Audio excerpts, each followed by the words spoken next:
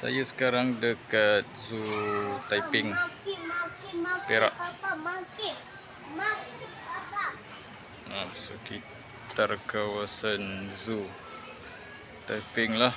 Okey. Dekat Zoo Taiping ni juga disediakan perkhidmatan feri macam ni lah. Kita boleh naik.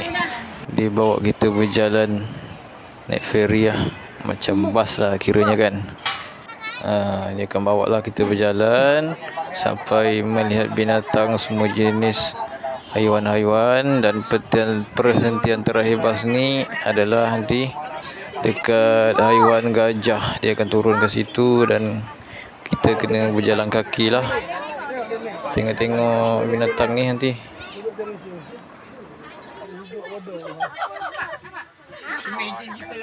Maaf lah tak jelas kat sini, tapi tu rusa tau, tu rusa.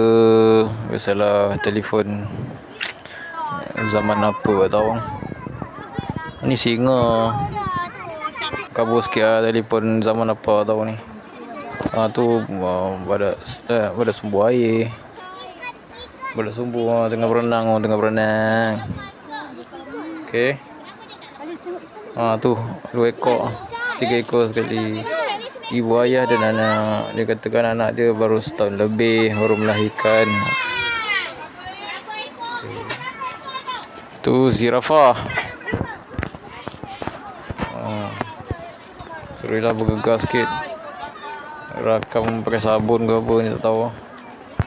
Tak clear. Di sini clear sikit kot. Nampak tak zirafah tu? Nampak tak? Nampak tak? Nampak.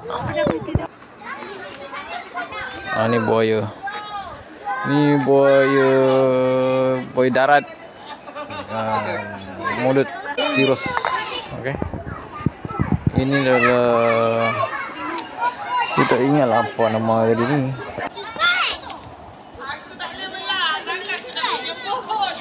Orang hutan. Ini orang hutan. Ini orang hutan. Okey.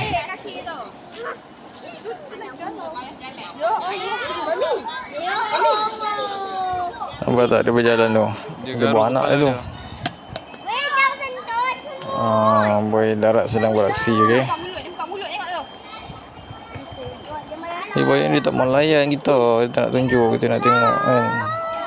Kita nak rakam dia tak mau layan. Tapi mata dia gatal. Dia garu mata dia tadi tu. Dia nak berendam, nak mandi. Lagi tak ada bergerak, dia tak mau layan. Malas aku tak nak layan. Dia pergi tempat lain.